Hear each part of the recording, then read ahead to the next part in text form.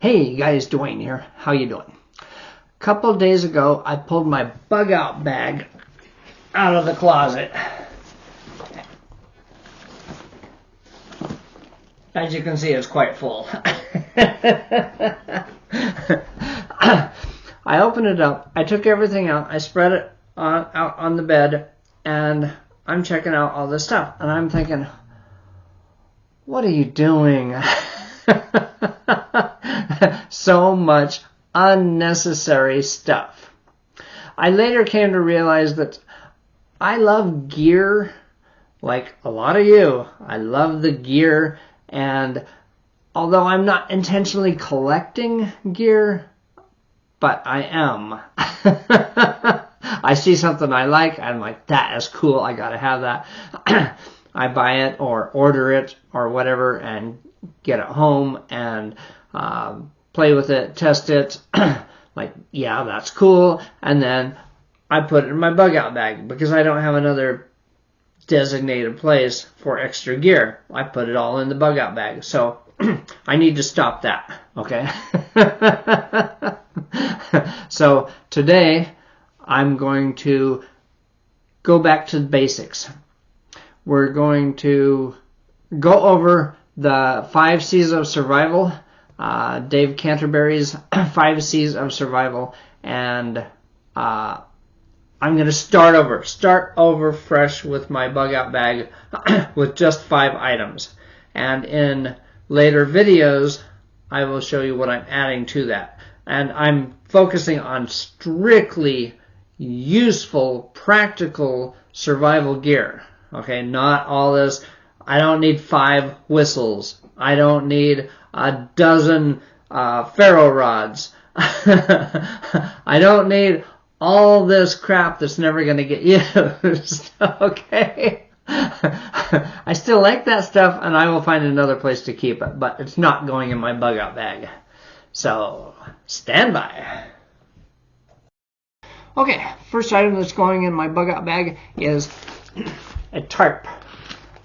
This is for shelter of the 5 C's. It's cover. You can make all sorts of things with a tarp. A lot of people will go with a tent, and that's fine. It's your choice. I like a tarp because you can make lots of different things with it. You can make a lean-to. You can make a rain fly. You can just use it for shade. You can dig a hole or use an impression that's already there, spread out your tarp, and catch rainwater.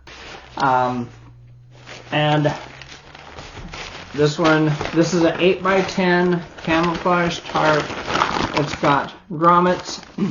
If you end up with a tarp or a plastic sheet with no grommets, you can get these.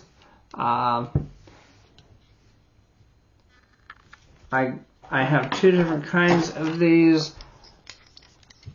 This one has a push lock and a push button release. Basically, you put this on the edge or the seam of your tarp or your plastic sheet, and then it gives you a hole to attach a rope.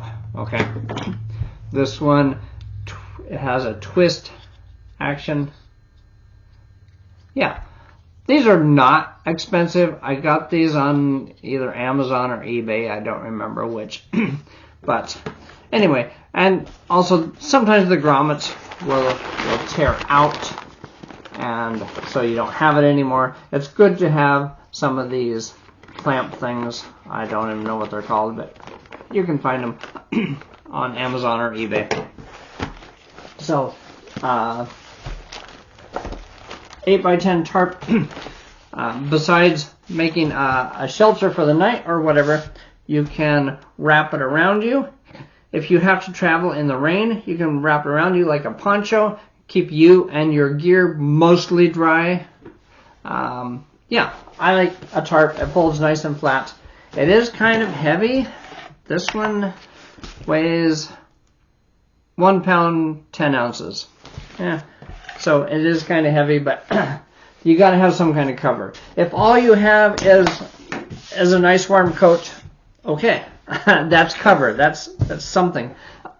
But while you're building your bug out bag, you should have some type of cover to keep you warm and dry. Okay. Next item is a container. It's a container for water. This is a U.S. military canteen. I love military gear. It is built to last forever. This is a plastic canteen, and you do need either a metal canteen, metal bottle, metal cook pot, or whatever. I went with the military canteen and a metal canteen cup because it all fits in here. You can boil water in here. You can make food. You can boil water to make it safe. Let it cool. Pour it in your canteen. Yeah.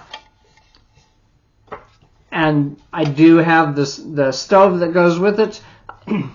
If you can cook or heat water just by putting your cup, or if you have a metal canteen or metal bottle, you can put that directly in the fire. That's fine. I do have the stove. It hardly weighs anything, and it's part of the kit, and it doesn't take up any extra room, so why not have it? The cover, this is a nice cover. It's got insulation. I've had this for a long time. It's got Alice clips to clip it on your belt. Yeah. That's my solution. If you go with a metal canteen, you know, that's great.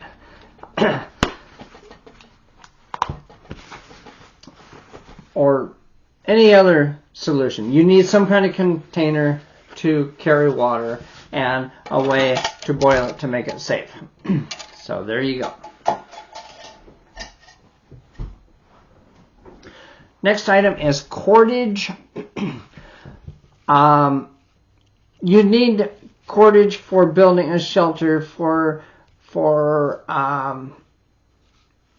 making. You can make like a tripod to go over the fire to cook on. If you have a hanging pot, there's so many things you can do with cordage. Most people go with paracord, and that's fine if that's your choice. I went with this number 36 bank line. It's covered in tar, and when it was new, it smelled like tar. It doesn't smell anymore. I think this is 100 feet. It's quite a bit of bank line. Thing with bank line is when you tie a knot, it stays tied. Where paracord is nylon, it's kind of slippery, and it also stretches a little bit. So sometimes you have to like re-secure your paracord or whatever. But the good thing is you can untie the knots and gather up your paracord and take it with you. When you tie a knot in bank line, it pretty much stays tied. I will leave the knot there and just cut.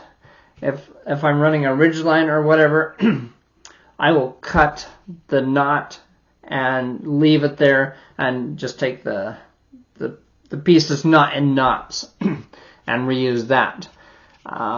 Yeah.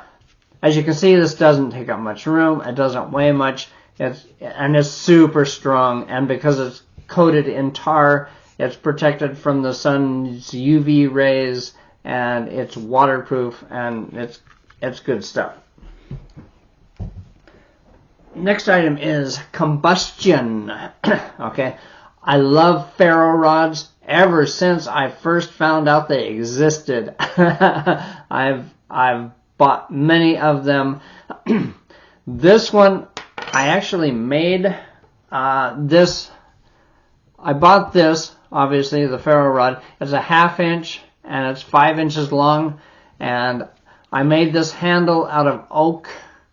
And the ferro rod is buried 1 inch into the oak handle and epoxied So I have 4 inches to work with. And yeah, it's a good size. It's a nice size. It's kind of heavy, but it's a good size. And I have many ferro rods, and each one comes with a striker. And so I tried all the strikers that I have on this ferro rod, and this was the best one. Okay.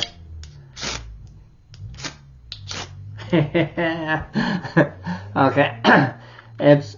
There are better strikers out there, and bet you pay for them. Okay. So of the strikers that I own, this is the best one, and so that's my Combustion to go in my bug out bag.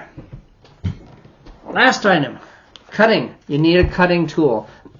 Of course, I went with my trusty K-bar. I've had this for many, many years, like close to 50 years.